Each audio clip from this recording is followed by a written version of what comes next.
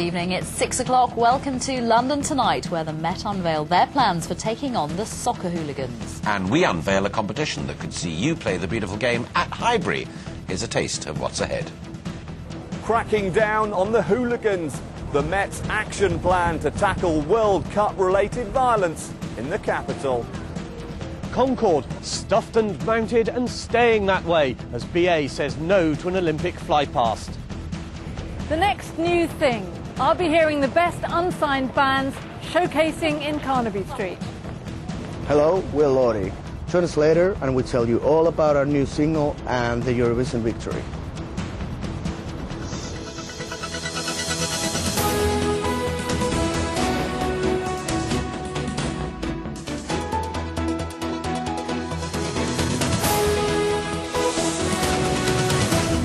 London 2012 Games has really taken off today. That's despite flat assurances from British Airways that it'll never happen. The group of MPs has now added its support to the Save Concorde group, which is urging BA to publish the figures on how much it would cost to keep one of the supersonic jets airworthy. Simon Harris, who knows a thing or two about these sort of matters, reports on the Concorde campaign. I'm on my way, can't stop me now, and you can do the same, yeah. What have you done? For Concorde fans, this is the stuff of fantasy. The iconic airliner back in its natural element for one last blast. A show-stopping performance at one of the greatest shows on earth, the opening ceremony of the Olympic Games. Dream on. If any Concorde were to take to the skies again, it would most likely be this one. Alpha Foxtrot was the last to fly. Today it's stuffed and mounted as an exhibit at the factory in Bristol where it was built. Alpha Foxtrot looks in great shape, so what's to stop it? Well, British Airways for a start. The airline, which still owns the plane, has vowed it'll never fly again. It doesn't have a certificate of airworthiness anymore. And there's the small matter of money. It would cost tens of millions of pounds. But that doesn't deter a small band of fanatical supporters.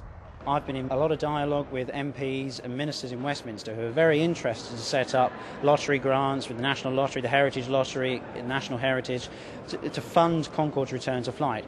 This is supermodel class. There's no first or second class on board Concorde, it's all one class, but this is where celebrities or the great and the good would like to be seen flying Concorde, the first part of the cabin. Andy, you've shown something like 27,000 people around Concorde in the last 18 months. Do most of them want to see it back in the air? Everybody would like to see a Concorde fly again, yes. But realistically, it's not in working order. It's not, no, it is fully decommissioned. All the British Airways Concordes are decommissioned. They are museum pieces now. So with the British Airways Concorde fleet permanently grounded, is that the end of the Olympic dream? Well, funnily enough, there is one still in working order. In France. Apparently the French thought it would be quite a good wheeze to have Concorde fly past at the opening ceremony of the Paris Olympics. Now there's a thought. Simon Harris, London Tonight, Bristol.